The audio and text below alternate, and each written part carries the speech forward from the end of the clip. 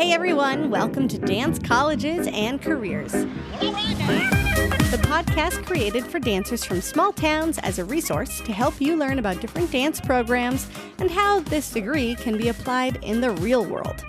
Hey, I'm Brittany and I'm from a small town in North Dakota. My senior year of high school, I traveled and auditioned at 13 different schools. Quite frankly, most of it was a waste because there was only one clear answer for me. So I'm here to save you all that time, money, and stress I didn't save myself. Follow the link in our bio to join the Dance Colleges and Careers community. Live without limits. Hello, everybody. Hi, we have Diana Brooks with us today, and she was actually one of my tap professors in college. Hi, Diana. Hello. Hi.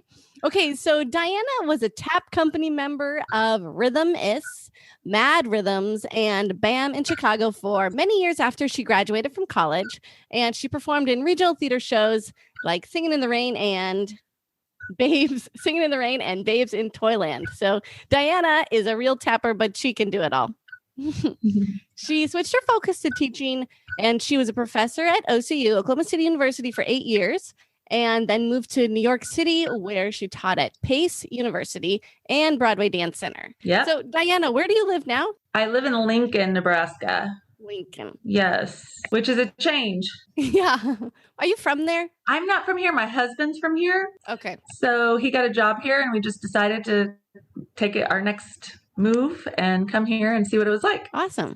Well, we're going to talk about tapping at the collegiate level today because you were a tap professor at OCU and also at Pace. Yes. Yes, I was an adjunct at Pace. Okay. Have you always been a tapper? Like, has that always been your main thing, or did you grow into that? Mainly, yes. I loved tap all along, and I was one of those people that, like, my mom had to force me to get my ballet tights on and, go to the studio. Almost quit ballet like 12 million times and then realized I needed it. But yeah, tap was my favorite all along, but I always knew how important all the other styles were to help me along in case, something fell through with the tap. Yeah. So did you grow up always wanting to go into a tap company or tap shows or perform or teach? I didn't. So I'm from a small town. I'm from Midland, Texas, which is in West Texas. And I didn't have very many opportunities to go and see what was out there. So, it was all back then, it was all like movies, rewind, fast forward, rewind, learn combos, learn dances. And like once a year we would travel to Dallas and go to a convention, which was usually mostly just a convention with maybe we do one dance for a competition or something. I grew up on Al Gilbert records, which is, you're learning, he's his voice is on the record and he's like, shuffle. Shuffle. Oh, yeah. And, some people love it and some people are like, oh my gosh, but I learned everything that I needed for at least the basics from that. Right. So then when I went further on, I knew the steps. I just needed to learn new things that went with it. Sure. But I always knew I wanted, my goal was kind of Broadway, because that's just what everybody was told. I think, right. Or that's what you think is the best of everything, which I agree. I still love Broadway and I want to go to every show ever. But once I discovered a different style of tap, that's when I started leaning towards tap company. So I grew up doing more music theater, Broadway style tap. Okay. And then at OCU, that's the same. At OCU now they have rhythm tap, but back then it was just more Broadway based. Yeah. And then classic tap. Yeah, super classic, traditional, arms and everything, flashy, which I love. I don't think, since I moved into rhythm tap when I moved, so the summer before my junior and senior year, I moved to Chicago over the summer, and I started taking tap classes there, and it was so different. Nobody counted. I asked in one class, my first class I took, I asked if she could count something for me, and she literally looked at me and was like, no. And I was like, ooh. Oh, don't ask that again. So I would have to record myself doing the combo over and over again and then listen to it and put counts to it. This sounds so silly, but it's so different than how I was trained. And Mm-hmm. then I could start hearing the rhythms. So once I found that kind of style that was way more challenging for me, not that the other style is not challenging, it is, but this was just different. So I Mm-hmm. was using different parts of my foot and just it was a challenge. I went back to SU my senior year and was like, I'm moving to Chicago. And that's when tap companies were like, that's what I want to do.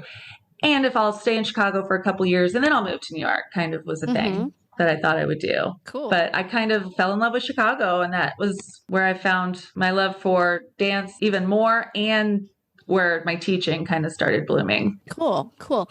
I don't know the tap companies in Chicago very well. Like, are they still there? Is it still a big scene? Is that still a hot spot to go to? Yeah, well, it's funny because, like, I still will look over and see who's still there, and all the people now that were in the companies that I was in companies with have moved on to other things. But there's also people that still, like, Mad Rhythms is definitely still there. They now have their own like space, and he teaches kids that like don't necessarily always have the funding to do things. And Mm. he teaches like this is Brill Barrett. He teaches history. I mean, he motivates. He's a very motivating guy. He still has Mad Rhythms. I think I've taken workshops from Brill, or maybe he came to Yeah, OCU. and I feel like he might have come to Oklahoma once, and there was a whole group of people that went and took at this one studio downtown. I feel like I'm not sure if you were Mm. there, but there was like 10 of us that went. But he's wonderful. But he still has Mad Rhythms. Do you know Yeah, what's that acronym stand for? making a difference dancing. Okay, cool. Thanks. Yeah. Uh-huh. So basically the kids that danced in Mad Rhythms when I was in my 20s, they were super young that I was dancing with that were amazing, now have their own companies. Do you know what I mean? And are doing their Mm-hmm. own things there, which is great. I mean, I don't know all the different names of all the companies that are there, but there's always companies there dancing. People are creating, which is amazing. A lot of tap has to do with basically self-producing shows because there's not a lot of funding that goes along with it. Chicago Tap Theater is still there. Mark Yonley is the artistic director of that group, and he and his wife run that company. And his wife is also an Oklahoma City University graduate. Ah, And Mark Yonley taught at OCU for a semester, rhythm tap. I think when they were first starting to get rhythm tap at OCU. And he has several OCU dancers in his company now because his company is very story driven tap. So it's not music theater, but it is because it's story driven, but it's mm-hmm. rhythm tap. You know what I mean? And Yeah. music theater can be anything as long as you're telling a story, right? Mm-hmm. So that's the way I look at it. And they have musicians and they have spoken word artists and they do shows and I know work really hard because they also have several management graduates from OCU that they work on getting grants and being funded and paying their dancers, even if it's not a lot, and they travel too. They go to France and things like that and do like partner work with like shared work with people. And then they come to Chicago. But he's been around forever too there. And the company just keeps growing. So those are the two that were there when I was there a long time ago, like in the 2000s, early 2000s, Mm-hmm. and are still there now, which is great. And the other ones, Rhythm is stopped. Basically, it was a really small group. It was an all-female tap company, one of the first all-female tap companies. And Ah. everybody kind of went their own way on that because everybody was starting to do their own individual stuff. And that's what happens, I think, after a while, people are in companies and then they start doing solo work or more teaching master classes, and then the company kind of, it's not like it just ends. It's just other people, they're doing other things. And that's the cool thing. You're creating this company and now you're creating individuals, which can go out there and do their own thing, which is great. Cool. Cool. Yeah. Now, is there any money in the tap world? Like, are you striving for a paycheck as a tap dancer? My experience, and I can tell you several people's experience, but my experience was we were able to make our company Rhythm is into a nonprofit 501c3. So we were able to get, donations and get jobs that, paid well, but they weren't always for performances like that you would think. They would be like going into schools and doing like history lessons and tapping a little bit for them. And then you do shows and you get paid, but it's like, it's going to cover all the costs of rehearsals and things like that. It's not big money. The Sure. money, that's why people end up doing so much individual stuff, because you can get paid more for master classes and going out individually. Mm-hmm. I mean, there are lots of companies out there that can make lots of money. Do you Mm-hmm. know what I mean? Mm-hmm. But it's a lot of hustle, to Yeah, get out there, because there's a lot of companies in Chicago, and like there's so much work. There's only so much work, right? mm-hmm. The good thing is usually everybody's pretty friendly with each other. So even if it's a competitive situation, it's not anger that someone else got the job or something like that. But it is like you want to be getting to a point where you teach at festivals, tap festivals, and do performances at those, because that's where you're going to make more of the money. Several self-produced shows, and we're able to pay everybody. But that was because we were lucky enough to get an audience in, like some people might do that, and fingers crossed that you sell out, Yeah. because if not, you're in debt and paying that off. And that happens sometimes, Yep. and then you try again. But that's why I did regional theater and a lot of teaching at the same time, because the tap companies were my passion Mm-hmm. at that time. And then the other things were kind of what paid me more. Right. So I don't want to say there's not a lot of money in it. It's how much work you put into it, Yeah. and how much, just like anything, Mm-hmm. there's all the auditions and then the one job, and, Yeah. but you're working as a group, and you have to have someone that's a manager of that company that's really pushing to get you in Right. places, because if not, you're just going to be rehearsing for hopefully something. And the rehearsals in any kind of company dance, that rehearsal process is what you're going to be doing most of the year, Mm-hmm. so you have to really love it. That's why I love Chicago, because everyone dancing there loves dance. Like, it's not like they're just waiting for their one like meal ticket Right. to like, and not, I'm saying that any other city is just that way, but this is like, well, I might not get paid that much for this job, but wow, this is great choreography. Do you know what I mean? Yeah. And they're paying me what they can, Right. because I don't want to do things for free. Right. Right. But I know they're giving me what they can, which I understand that, Yeah. But it was just great, because I got to feel like basically I was at the top of my game at that point in Chicago, because I learned so much from every single person that I danced with. Yeah. That I never thought I would be that kind of a tapper. Now, like that I'm teaching, I'm not as much of a tapper, if you know what I mean. Like, I'm not doing all those tricks and doing all the things as much anymore. So like, I look back at what I did and I was like, ooh, I need to start doing that, working out a little bit more again, because you're just constantly with people that are so good that you're like, I gotta work. Right. They push you. And you learn Yes. from them, as opposed to being the teacher. Exactly. Yeah. And you have everybody has a tap board in their little apartment, and everybody's working, so if you don't do the same, you just fall behind, Cool. But yeah. Very cool. Okay. So let's back up to let's say 18-year-olds who are looking at going to college. Let's talk about beginner tap dancers. Okay. Big competition dancers, but maybe are terrified of going to the tap audition. Yes. What's your advice for those very beginners, or maybe have never tapped before, but still love the program at OCU, or a program that has great tapping? I don't know the other ones other than Pace and OCU. Yeah. There's more that have tap, but I would say it's not as, some of them aren't as structured. There's like a beginning class and advanced class, which is still great just to have any tap, I think. But because I know Columbia's working on having a good tap program. Okay. I will say not a tap program. They have with their dance program or with their music theater program, they have great tap teachers that come in and teach the music theater people and the dancers to tap, because it's not like it's its own like separate thing. But so for something like anyone that wants to go into a program and there's tap and they're scared of it, the best thing you can do is not let that make you think you're not going to get into the program. College is to get better, right? Like if you already go in and are the top of everything, I kind of almost go like, besides learning like to be more like on top of things, like with mature, maybe your life maturity and things like that, what's the point, kind of, because you're already there. But if you have something that you're not that great at, then you need to go in there and you need to put a smile on your face and like run around smiling and go the right direction. When they tell you to go go forward when you're supposed to go forward, and show that you're willing to learn. because that's the most important part of a like university or college, is that they want the right personality. They want to see that you have, I mean, you have to be pretty talented at least one of the styles, right? Right.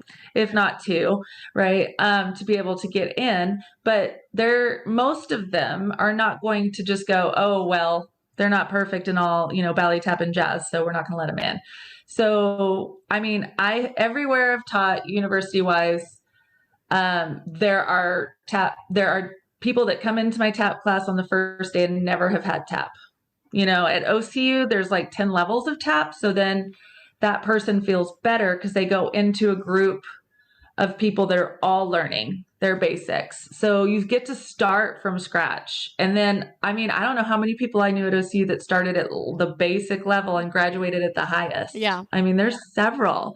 That's harder to do in ballet. I'm not saying it's impossible, but it's hard. Mm-hmm. In tap, like, you can get there. I think what it is confidence in tap is everything, because you have to see and hear yourself. It's the same thing as singing. Like, I always say, you're going to hit the wrong note.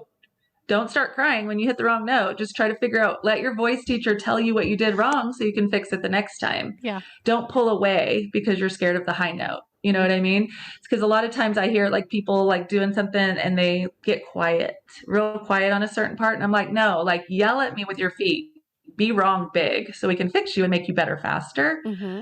At Pace, there were several people that were amazing at like contemporary and hip hop and ballet, never tapped before, haven't tapped since they were 4, right? And they only have really 2 levels. They have like more of a beginner and advanced thing there. And the beginners range, from beginner to almost advanced because they're not ready for the advanced class. So it is a push, but that also can push them faster too, because they don't want to be the only one behind. Right. What I noticed with those dancers is that they will go on their own and take more tap classes in the city because they're in New York. So if there's only 2 levels of classes and you feel like you need to get caught up, go take some more classes. Do you know what I mean? Mm-hmm. And work your own, like, make your own destiny, basically, right? Right. So they will go, they don't usually go, oh, well, tap's not my thing, I'll just leave it alone. Mm-hmm. They still usually push to get better because that's how dancers are. Right. I mean, dancers are just that way, and they don't want to not be good at something.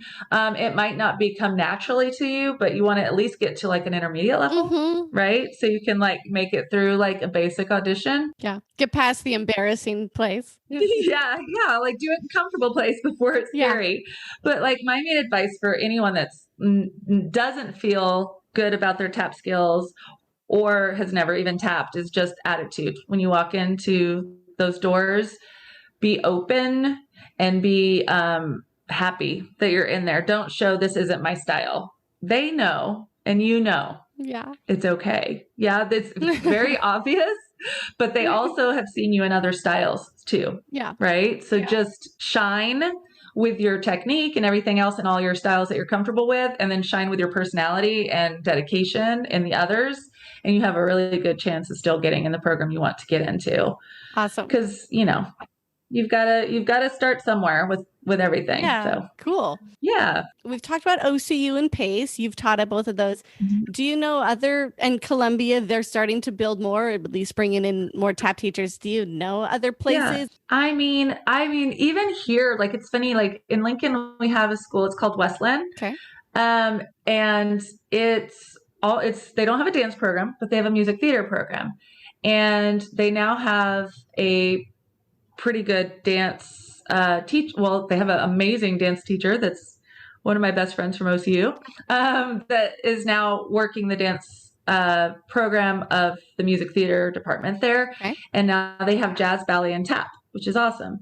Now they have also 2 levels of tap, and it's music theater people, and they're, great at singing and acting, but they tend to pick up tap very easily because of their musicality, Right.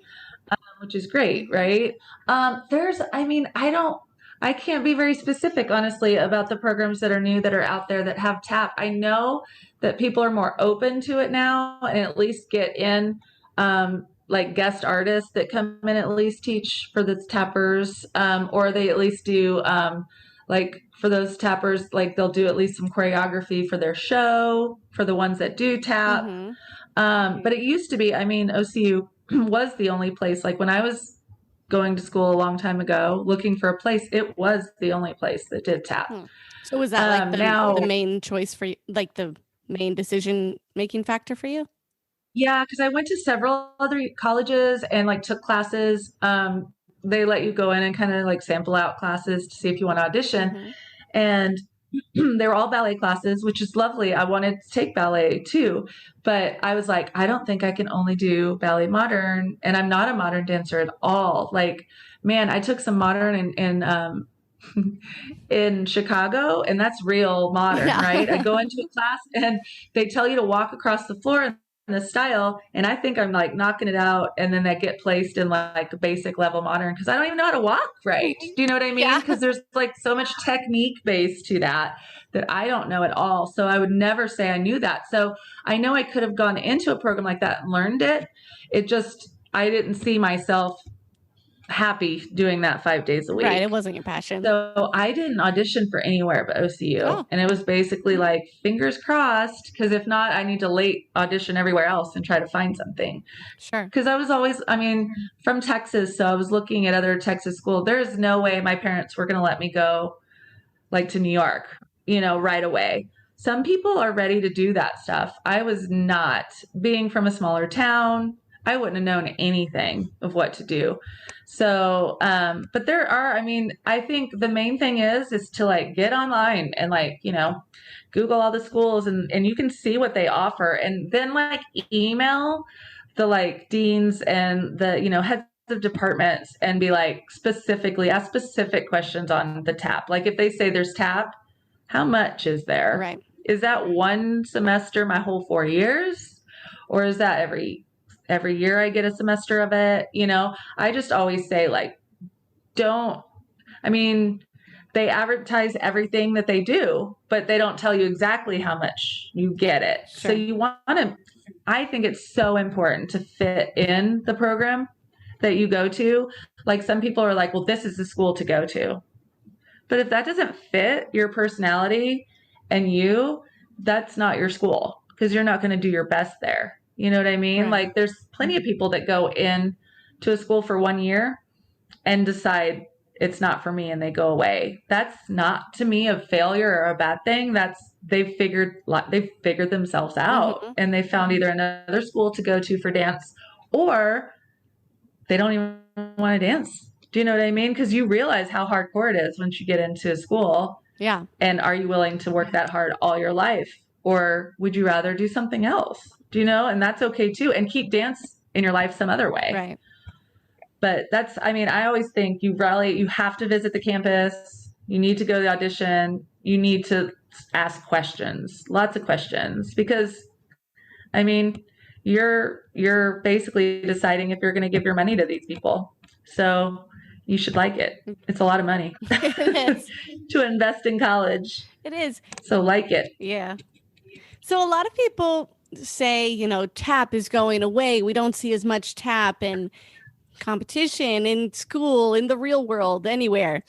Like, do you kind of agree with that? Or are people just not looking in the right place? No, that's a good question. The tap never goes away.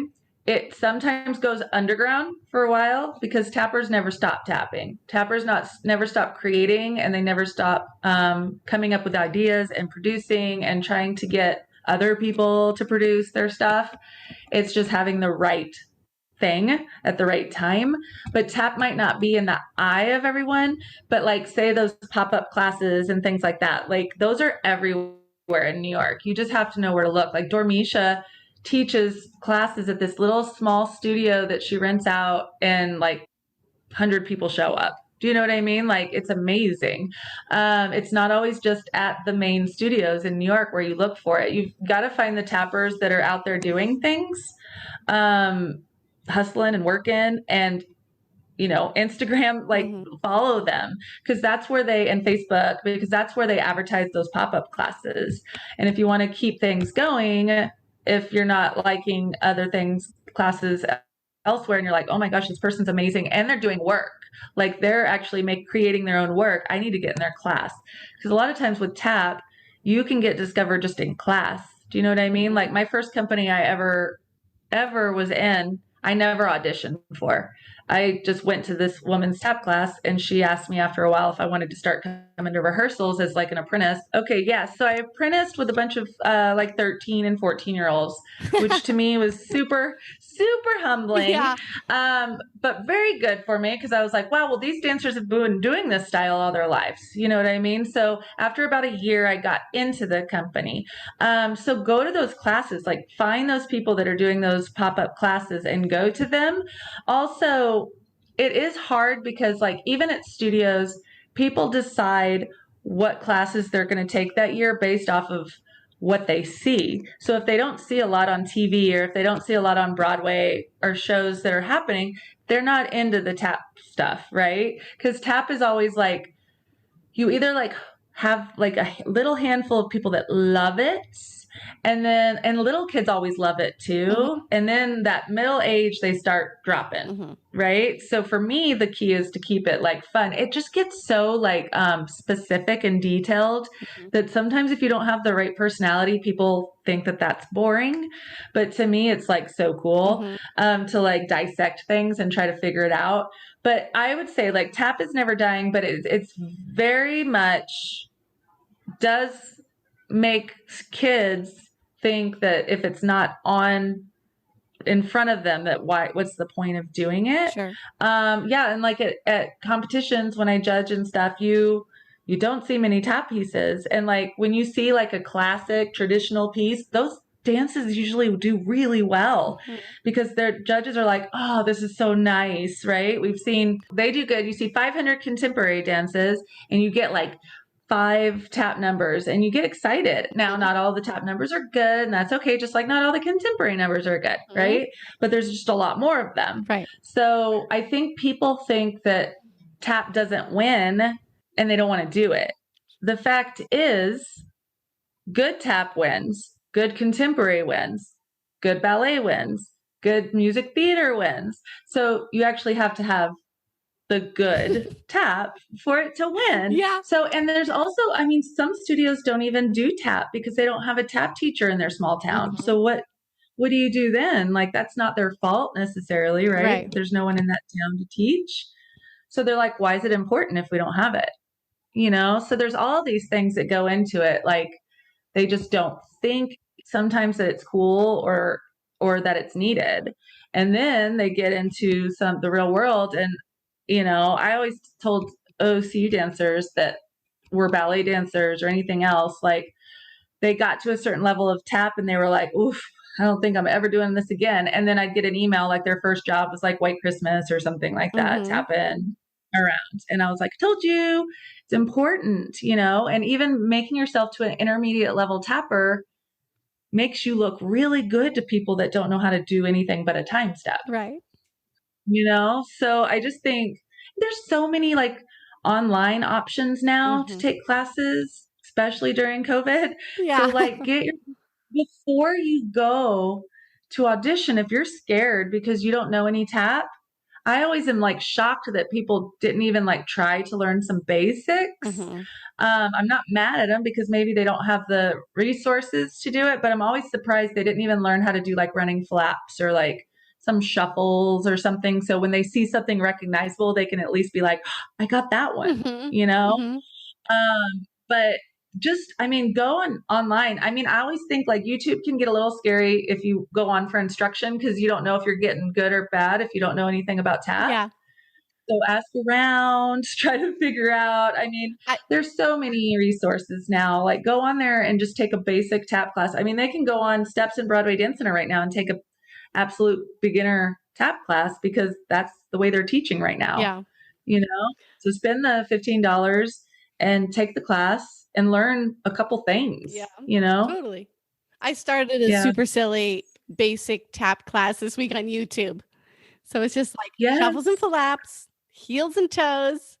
And yes, you know. It's important though, because you have to learn how to use the floor and get into the floor and get grounded. And like, if you're a ballet dancer, you're usually very lifted. So like those things are important. Mm-hmm. And like, just make sure you have, I mean, I'm sure on your YouTube, you have all your credentials, but just make sure you have it so people know that that's like legit, you know, like real. Cause there's a bunch of stuff out there that I watch and I'm like, ooh, don't, you know, Right.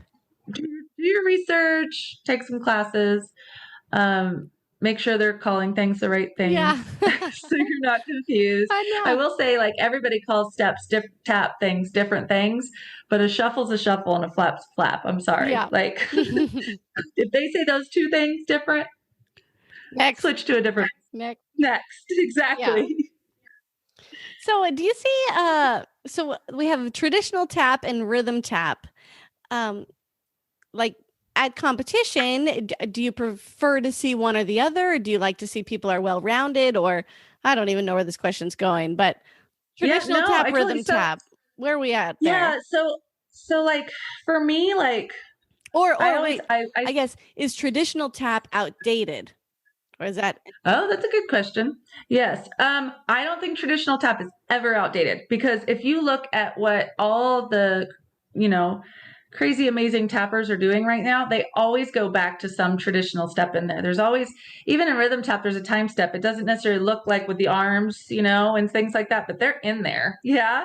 I think like I could make some rhythm tappers mad by saying this, but all tap has rhythm, right? So the difference to me, like a lot of people, when I ask people the difference, they'll be like, oh, one's way more showy than the other. And I'm like, oh no, like, have you seen rhythm tap that's like the Nicholas brothers and all these people that are like so flash, right?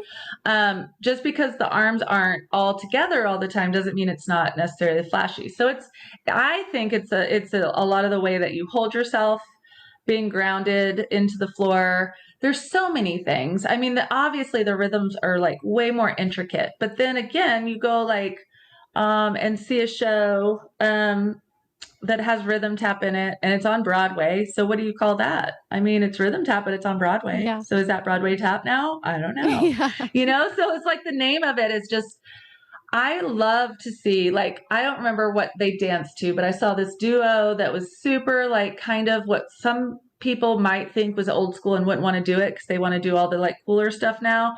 And it was time steps and it was arms and it was glamorous and it was, you know, it was just beautiful. And it won like top score. Not just because I gave it a, you know, as a tap judge gave it one, because I asked everyone else, like, did you love that or what? They were like, oh my God, that was so nice to see. Mm-hmm. Depending on what city you're in, like Cincinnati has great tap. And it's super rhythm tap based usually. And they do a lot more, I don't even know what to call it now, but it's like contemporary tap, kind of, like lyrically, like, you know, they use different like music that's out there now and they dance with their body more, which is beautiful to watch. And their feet are incredible. Mm-hmm. So it's just, I mean, it's a preference for me for competition. If I'm going to set a tap piece, I want to make sure that they're using their body and their arms too, because the people that are judging that might not be as familiar as tap can at least then have something to look at, you know, and to judge and not have like a quiet response on the, you know, with nothing, and throw in very traditional steps so they can go, ooh, those flaps or those rolling shuffles or that time step. And then you go into like some hardcore stuff that they might not know the names of. They're like, but ooh, that sounds cool, right? Mm-hmm. So for me, I love to mix and have a variety of, you know, classic traditional with rhythm tap, because I think that that's just what tap is. Tap can be like anything, right, as long as you're choreographing as a musician to the music. I think that's really important, and not just thinking of what steps you're doing. Like for me, the first step is to literally just listen to the music 10 times and hear all the intricacies. And that's what you should do with all styles of dance. But I mean, with tap, it's like, just because your kid knows how to do these rolling shuffles, does that fit really good in the music? Because you get a lot of that too, that you're like, oh, what's that? But I don't know. I'm just happy that anybody takes any kind of tap that will get them to at least know some of their basics, to where when they go somewhere else, they can, if they didn't have the best training, they can at least keep going with it. Right. Sure. And I think what's key in tap is at some point having some sort of a teacher or instructor that's passionate about tap, because that's the only way you can get your dancers to also be about it. So if you're just teaching tap because there's not another teacher, it happens a lot. There's not another teacher to teach tap, and you know how to tap, but you don't love teaching tap. You need to find it in you to figure out a way to start liking it at least enough to give that to them so they don't feel your energy of like, all right, let's just do our flaps and shuffles and this, because the more you get them excited about it and tell them stories about things, they start loving it more, and it just starts growing. But it starts with the teacher, and then, and the teacher giving someone something traditional and them not being like, oh, I don't want to do that. I want to do what everybody else is doing. Right. No, listen, this is really cool. Show them a video clip of someone else doing it, because and like get the kids that are advanced into heels like right away as soon as possible. Because they need to tap in heels no matter what style. Like you think that's only Broadway, but like rhythm tappers tap in heels. And that's so impressive. It's hard. And it's like, whoa, when you see that, it's super cool. So make them like excited to get the kids get excited for their point shoes. Right. Yeah. Have them get excited for like the heel tap. And show them videos of people in heels doing it, and they'll get excited about that. Do you think they should go in heel taps if they're still like beginner intermediates, or wait until they're like a really advanced tap dancer? I mean, at least intermediate, there are people that are beginners that do it, especially if you're starting late, right? In college, you're kind of put into heels, like for shows and stuff. So you just kind of have to make it work. Yeah. But they have to really learn the articulation and how to work their feet first. And I think that's easier in flats. But there are some people that learn in heels it's, I think, more important about an age than like your level. But I would want everybody to be able to like feel the ground more and have their weight in the center, because your weight goes forward more when you have your heels on.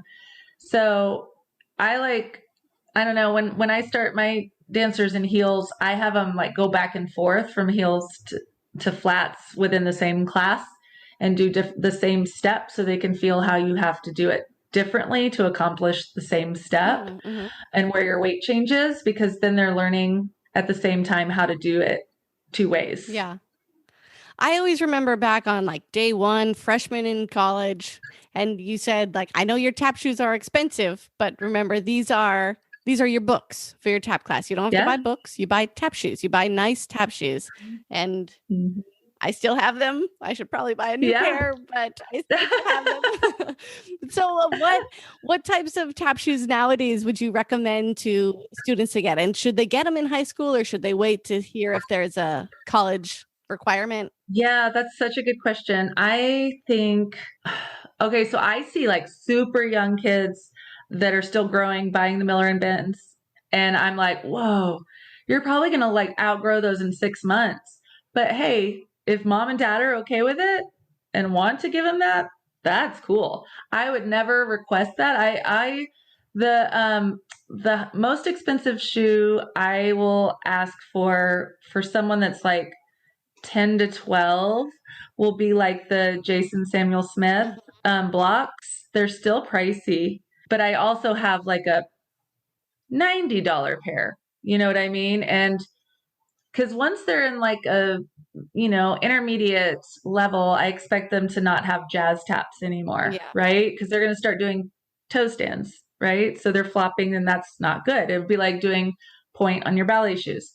So, which is not the best thing for your feet. No. If a parent's willing and wanting to, I'm going to be okay with them buying a fancy shoe.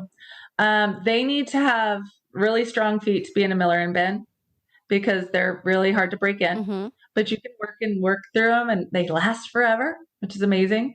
The Capizio 10 years old, my shoes. 10 years old. Seriously, they last forever. So it's worth the money, if your foot has stopped growing. But man, if you're a tapper, and there are 10-year-old tappers that are investing in tap that are tappers, right? a good shoe, because it's like there are 10-year-olds that are amazing at violin. They don't still just rent the violin Right. or get the cheap violin. They get the more expensive. Now, they are going to outgrow it, because if they're young, they have to go up in size, Mm-hmm. because you have this little petite little violin when you're little, right? Mm-hmm. So it's the same idea. I think of it in college, it's your books, it's also your instrument. The better instrument you have, the better sound you're going to make, right? So I don't want to recommend it. Like, I'm not going to make it mandatory for someone to get a very fancy shoe, Mm-hmm. but they do have to have a shoe that's not a jazz tap by a certain age, by like 10 or something. And then once they're like advanced, that's when I'm like, go crazy. Like, if you want the custom shoe, if you want, whatever color. Like, this year I have a student that is doing a Spanish style tap number. Mm-hmm. Jokingly told her mom, like, oh man, LaDuca's having a sale and it's online this year instead of lining up in New York because of COVID. There's these amazing red tap shoes, the heels. And I really want to get her working in heels because she hasn't been tapping very long, but she's a natural. She's 16. She needs to be in heels. Her mom looked them up and was like, and I was like, don't buy them if she's not done growing or, whatever. And she's like, no, she hasn't grown. Her foot hasn't grown in 2 years. Let me look at the price. We'll decide. And then she messaged me and was like, I went ahead and got them. And I'm like, oh my God. So she brought them into the studio like a month ago. And I was like, sadly, sounds weird, but I'm like drooling over them because they're Right. so gorgeous. Yeah. Yeah. You know how lucky you are? They're like patent, like red, shiny, gorgeous, and so sturdy and beautiful. And she's like, oh no, I know. Like, she's not like one to take advantage of it. She gets it. She like knows these shoes are going to be her fancy shoes, right? Mm-hmm. But I mean, to me, it's like talking to the parent and seeing where the kid's at with are they going to quit next year? Probably don't, get the most fancy shoe. Come talk to me, talk to someone that knows. I always recommend, if you don't know a lot about shoes and you're excited about tap and your teachers might not know as much and they're not sure where to send you, Matt at Dancing Fair is Minnesota. amazing. Yes, out of Minnesota. Yeah. So you can Google thedancingfair.com and then you can get the 1-800 number and you can call them, and all the people that work for them at the front are very knowledgeable and they talk to you about things and what you might need. If you want something, special, they'll talk to you about that. But if you're like, I don't know what to order, this is what I do, my teacher doesn't know, but sent me here, Right. I think that's great to have as a resource. There's plenty of people also. Shelby Kaufman in New Jersey is a great tapper, and she has a YouTube channel where she reviews tap shoes. Oh. So you can go on there and get a review on every tap shoe that's out there that's, somewhat decent and different prices to see what she says. And she says the good and the not so good about every shoe. Mm-hmm. And that's a really great resource too, because sometimes I always compare it to a point shoe, but it's like, just because your friend got, this kind of point shoe doesn't mean it fits your foot right. So go, a lot of times it's like, if you're going to order from Dancing Fair, he's great because he won't put the taps on yet. He'll send them to you to try on. And if they fit well, then you send them back and then he does all the work to them. Oh, that's good. So you don't have to like, oh, I'm not going to get a refund, right? Mm-hmm. If you get a custom pair, you're going to be stuck with those shoes or trying to sell them to someone else, which is okay. Yeah. So you probably won't get the price that you got, right? Mm-hmm. Or that you spent for them. So I think it's very important to try on shoes first. But if you live in a small town and can't do that, the best thing is to go through a company that will make sure that you can return if they don't fit. And don't wear them in class once. Like, only walk around your house in them, and then you can send them back. If you wear them once, even, they'll notice that there's like a tiny little scuff on them or something, and especially depending on the floor you're tapping on, and they won't take them back. So just be really careful. But you wouldn't just, until you know your brand and size of a point shoe, you always go for a point shoe fitting, right? Yeah. Your very first time. Well, people drive an hour away. Sometimes you're still in small town and ordering online. Yeah. Well, I know people that drive like an hour away sometimes and make it an event or something with the teacher, and they go try on point shoes, right? Yeah. But they dance stores don't always even have someone that's a fitter for point shoes either, right? Right. So it wouldn't really make a difference if you went on your own or not, or if you ordered. But like you said, but you can send them back, right? You order, you send them back until you find the right one. Sometimes you dance in the wrong one until they break in wrong and you're like, well, that was the wrong shoe for me. Mm-hmm. Why is it breaking in at like the middle of my toe? Yeah. That's Oh, probably yeah. because it's the wrong shoe. I've had several point shoes like that. Right. And you're like, oh, I guess my toes are too short or something, there's something that's just not the right shoe for you. Yeah. So tap's not that in depth, but it is about feeling good in the shoe. Yeah, I if that had makes a similar situation. Like I tried on the K360s and they have that seam across the like middle of the foot. And so that Mhm. was not good for me because I have bunions and it like really pulled on my wider top of the foot as opposed to the heel because I have a Yeah. narrow heel. So I never would have known. I Yep. just would have been blistered for 4 years. Right. Exactly. Like, I guess this is how it's supposed to be. Right. Yeah. You want It to is be like in a shoe point that's shoe. comfortable. Miserable. Yeah. Exactly. Yeah, it should fit you. Like, and people are always like, should there be extra room in it? And I'm like, honestly, like, unless you're like growing still and you want to leave that little space in there, it needs to fit you like any other shoe. It needs to not slide around. And if it does slide around, you're going to need to wear extra socks or put the little backer, Mhm. in the back of the shoe for a while.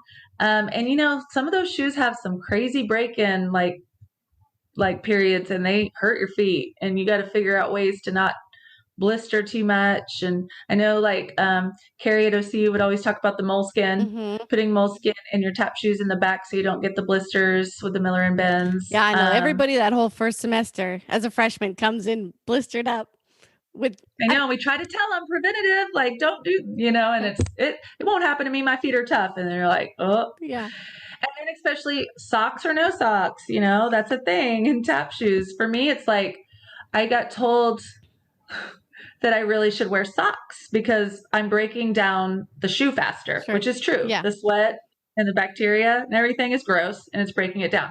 I hate wearing socks, so I don't. And I just realized I'm going to have to get a new pair faster. Mhm.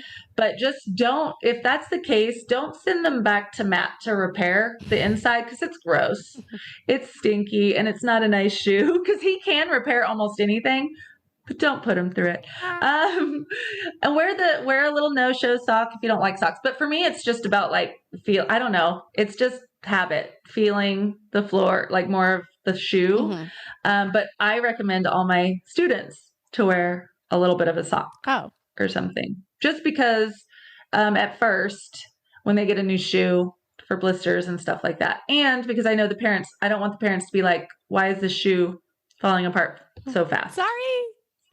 Yeah. I know. You can have sweaty Wear a sock toes and it that's won't why. happen. Yeah.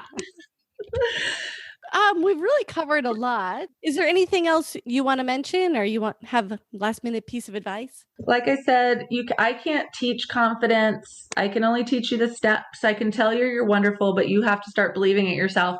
I think with tap, you just have to like fake. I mean, this is anything. You got to fake a little bit of confidence until you're actually confident.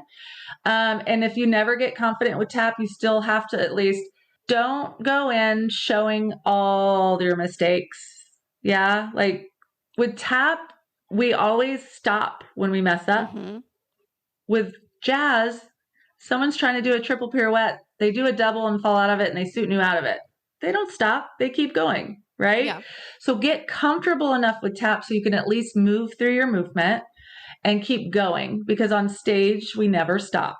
Right. So if you practice and rehearse yourself in a studio doing that, you're going to do it on stage. So I basically in my class, I just don't allow anybody showing me mistakes. I know, and keep pretending it was the best thing you've ever done. Yeah. And just the more you do that, the more you'll realize it's really not that big a deal when you make those mistakes. We're all going to miss a sound. Just leave the space for the sound. You know what I mean? Like that was an keep intentional keep the rhythm and musicality correct, right? Because that's what it is. Yeah, it's all rhythm, it's all musicality. But if you go in and take class and start tap at an older age for college, remember that tap is fun. It should be fun. Don't let it be stressful. Let it be something where you can have fun and make music. and you'll learn so much faster. Yeah.